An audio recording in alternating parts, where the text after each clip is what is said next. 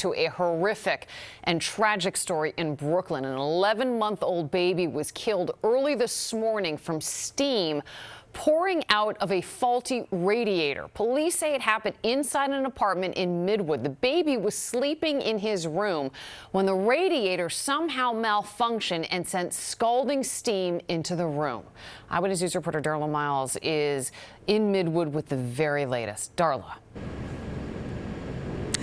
Well, Liz, right now the Department of Buildings is conducting an inspection on the boiler and the boiler room of this building. They've not yet gotten to the radiator inside of the unit, but to put this into context of how hot the steam was that led to the fatal passing of this infant, when you think about a gym or a spa, that steam room is about 110 to 120 degrees, but a steam radiator can get as hot as 220 degrees, and that is what led to the death of this 11-month-old boy. I see him walking his kid every day, you know? Every day he was walking his kid around. It's sad. Bundled up under a furry hood and scarf. Look closely. You can see the beet red face of a father, presumably scalded while rescuing his son.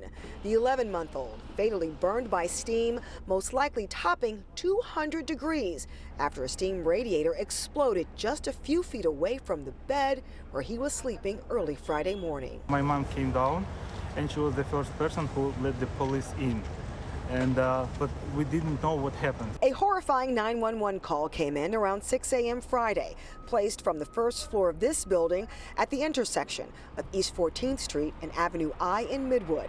Investigators say the toddler was in his bedroom with the door closed, his mother in another room feeding a sibling. At some point, the steam radiator exploded, and when she went back to the room and opened the door, steam poured out. I saw three fire trucks. Did you see any people come in or out at all? Only the firemen go almost immediately back in.